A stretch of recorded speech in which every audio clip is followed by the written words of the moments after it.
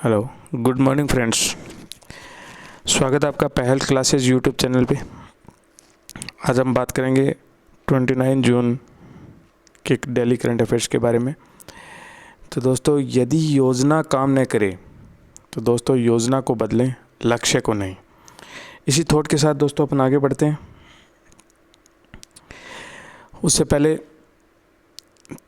हमारे चैनल को लाइक कीजिए, सब्सक्राइब कीजिए, शेयर कीजिए और पीडीएफ लिंक डाउनलोड करने के लिए आपको टेलीग्राम चैनल से भी आप डाउनलोड कर सकते हैं और दूसरा अपने वीडियो के डिस्क्रिप्शन से भी आप डाउनलोड कर सकते हैं।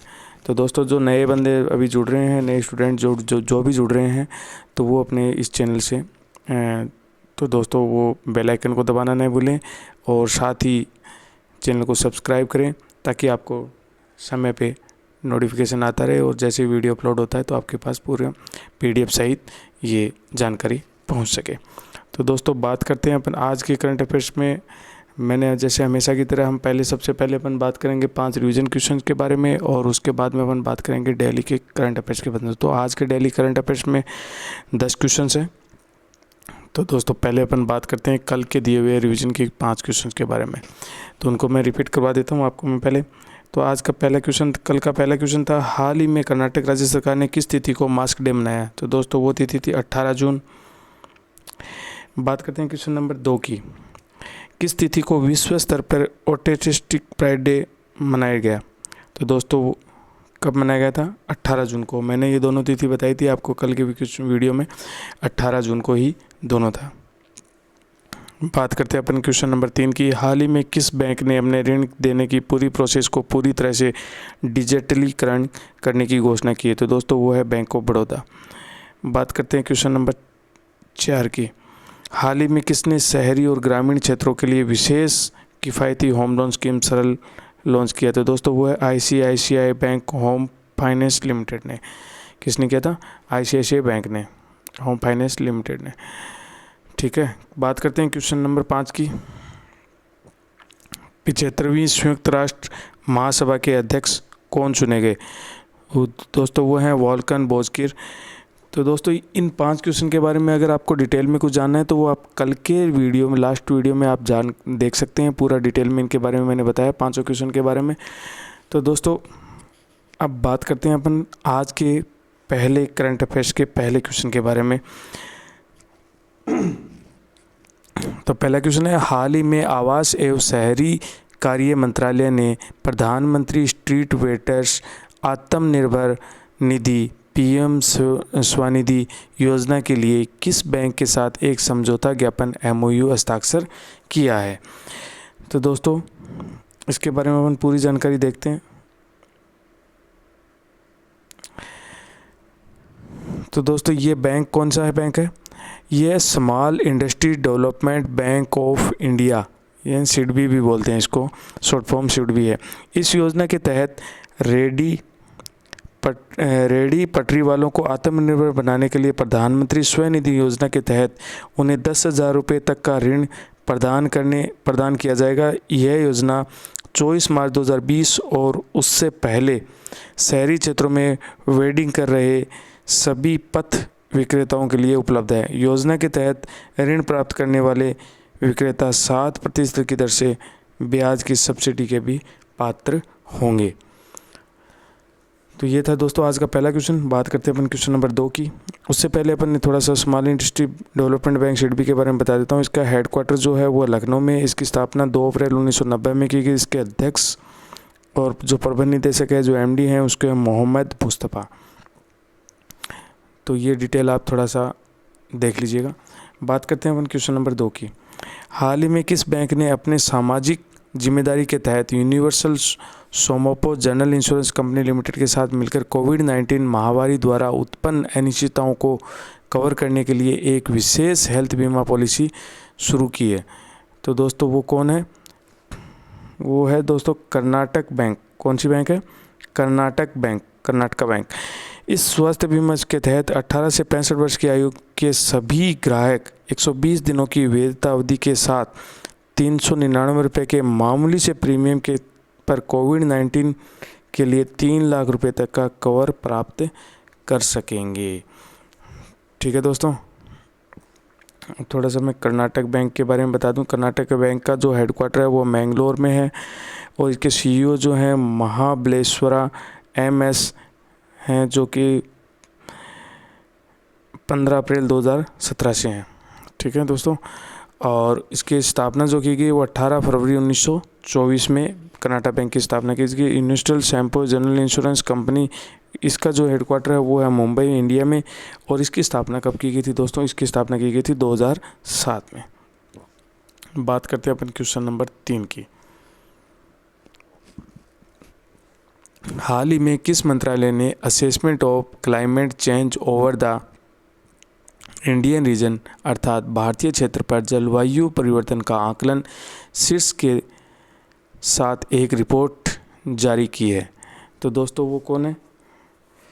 वो है पृथ्वी विज्ञान मंत्रालय। कौन है दोस्तों? वो है पृथ्वी विज्ञान मंत्रालय। इस रिपोर्ट से पता चला है कि 1901 और से 2018 के दौरान भारत का औसत तापमान 0.60 डिग्री सेल्सियस बढ़ा है। इस तापमान वृद्धि का प्रमुख कारण ग्रीन हाउस गैसों के उत्सर्जन बताया गया है। तो दोस्तों बात इसके साथ ही मैं आपको कुछ और डिटेल बता देता हूँ इसके बारे में। साथ ही में इसमें 2099 तक भारत के तापमान में वृद्धि से संबंधित 2 अलग अलग परिदृश्यों की भविष्यवाणी की है। इस सबसे बेहतर मामले में सदी के अंत भारत के तापमान में सभी 2.60 डिग्री सेल्सियस की वृद्धि होगी, जबकि सबसे ख़राब स्थिति में 4.4 डिग्री सेल्सियस तक बढ़ जाएगा। तो दोस्तों ये है कि अगर नॉर्मल रहा सब कुछ तो 2.60 डिग्री तक तापमान बढ़ने की संभावना है, और अगर ख़राब एकदम बिल्कुल ही बेकार स्थिति में रहा तो 4.4 डिग्री तक ये बढ़ सकता है अधिकतम।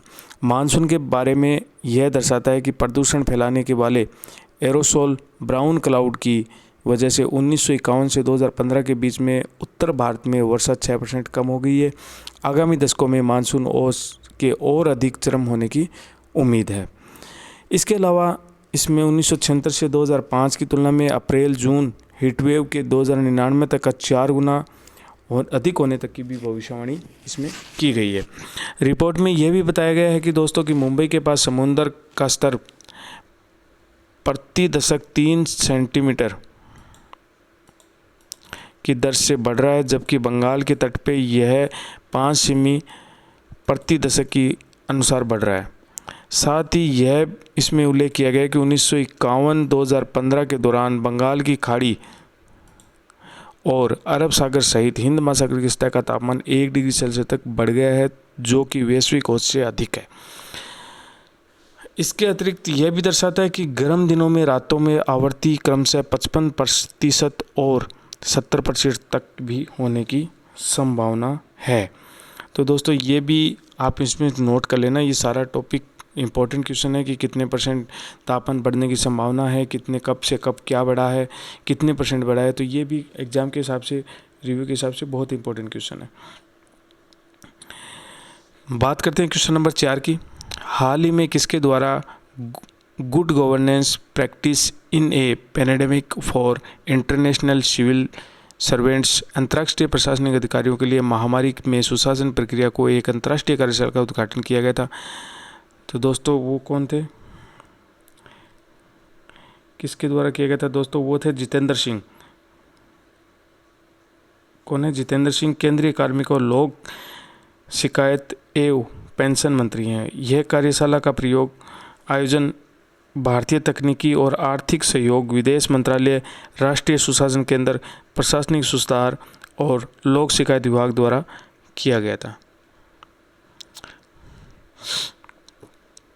तो दोस्तों इस कार्यशाला में 16 देशों के 81 अंतर्राष्ट्रीय सिविल सेवकों ने भाग लिया था, जिसमें श्रीलंका सेना के chief of staff major general HJS Gunawardena, Bangladesh की सरकार के 19 वरिष्ठ सचिव, म्यांमार के 11 जिला प्रशासक, Bhutan, Kenya, Morocco, Nepal, Oman, Somalia, Thailand, Tunisia, toga, Sudan और उज्बेकिस्तान के भी वरिष्ठ अधिकारी भी इसमें शामिल हुए थे। बात करते हैं दोस्तों अगले क्वेश्चन की। उससे पहले मैं आपको कल भी मैंने किया था, परसों भी मैंने आपको रिपीट क्वेश्चन बताया था कि ये जो जून मंथ की कुछ इंपॉर्टेंट डेट्स हैं तो उनको आप बच्चों आराम से बढ़िया से याद कर लेना। इसमें से सबसे ज़्यादा इंपॉर्टेंट क्वेश्चन इनके डेट में से आने के वाले हैं। तो दोस्तों इसको आप गौर करके आप देख लीजिएगा।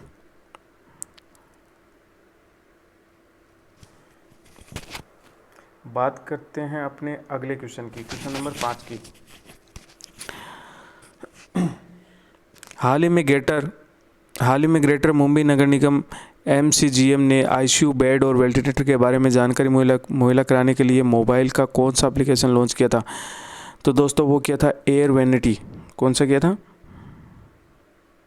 Air vanity. इस मोबाइल ऐप को ऑक्टेयर टेक्नोलॉजी लिमिटेड ने प्रॉपर्टी सॉफ्ट प्राइवेट लिमिटेड के साथ मिलकर विकसित किया था। बात करते हैं क्वेश्चन नंबर 6 की। हाल ही में किसने कोविड-19 के प्रशिक्षण के लिए भारत की पहली मोबाइल लैब लॉन्च की थी? तो दोस्तों वो कौन है?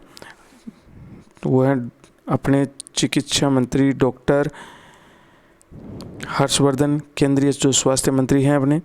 इस लैब को विज्ञान और प्रौद्योगिकी मंत्रालय में जैव प्रौद्योगिकी विभाग में आंध्रा के मेडटेक जोन के साथ मिलकर AMTZ कमांड कंसोर्टियम के तहत विकसित किया गया था।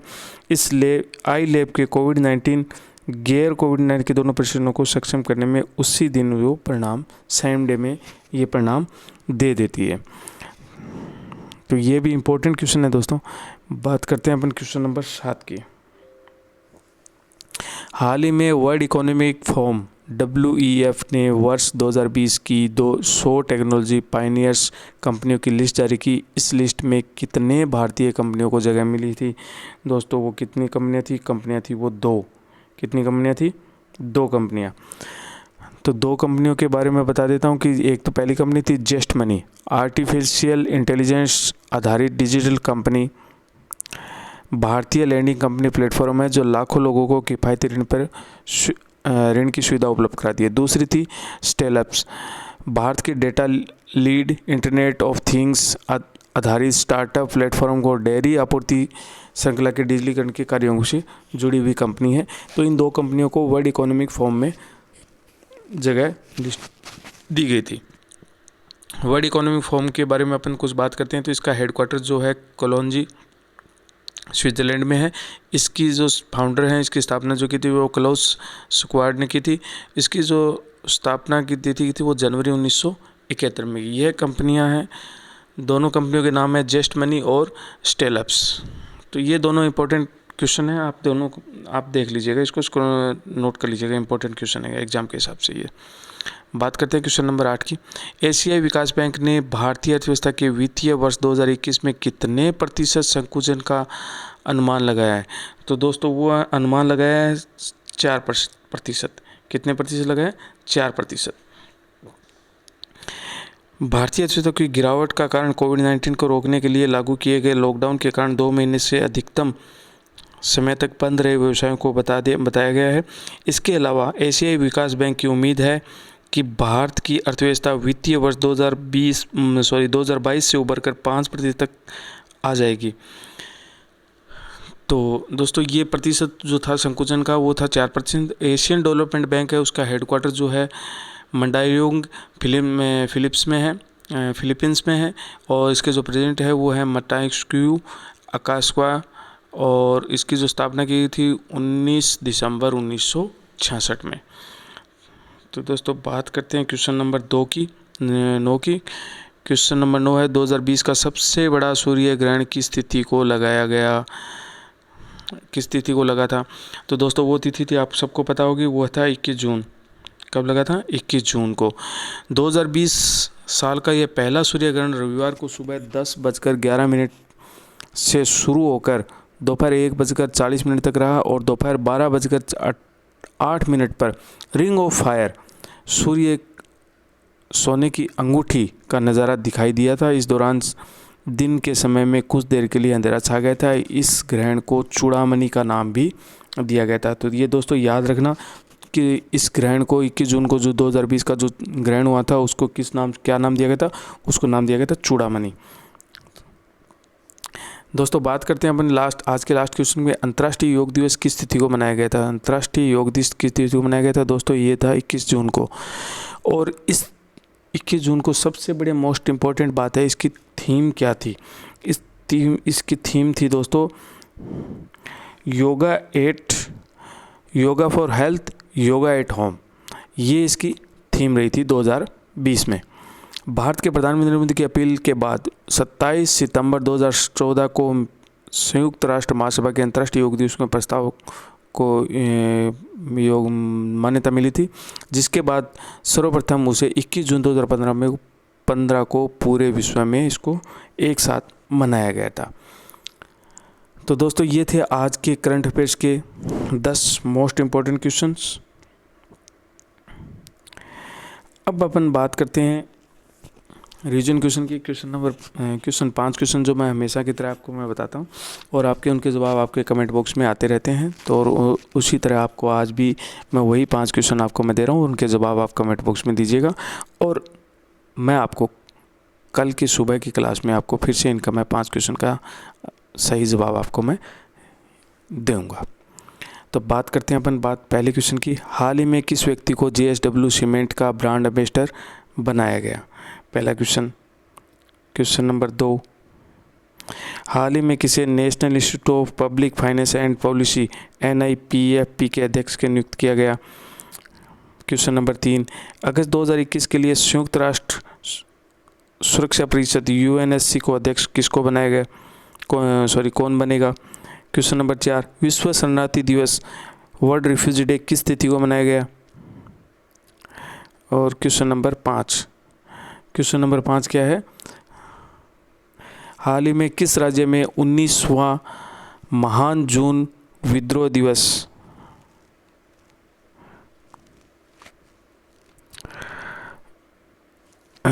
इसमें कुछ मिस्टेक है। हाल ही में किस वर्षोदय अर्थशास्त्री और 10वें वित्त आयोग के सदस्य रह चुके व्यक्ति का निधन हो चुका है। तो दोस्तों ये हैं 5 क्वेश्चन, इनका आपको जवाब कमेंट बॉक्स में देना है। तो दोस्तों मिलते हैं कल अपन सुबह फिर सेम टाइम सेम चैनल पे, पहल क्लासेज के YouTube चैनल पे। और दोस्तों वही निवेदन करूँगा कि अपने जो भी नए स्टूडेंट जुड़ रहे हैं वो चैनल को लाइक कीजिए, सब्सक्राइब कीजिए, शेयर कीजिए और PDF को डाउनलोड करने के वीडियो के डिस्क्रिप्शन से भी डाउनलोड कर सकते हैं और अपने टेलीग्राम के चैनल से भी आप डाउनलोड कर सकते हैं। तो ज़्यादा से ज़्यादा दोस्तों इसको लाइक कीजिए, शेयर कीजिए और जुड़िए, ताकि मैं भी आपको अच्छे कंटेंट के तौर पे आपको नए क्वेश्चंस जो भी अपडेट हो रहे हैं वो आपको मैं अवेलेबल करवा सकूँ। इसी के साथ धन्यवाद दोस्तों। जय हिंद, जय भारत।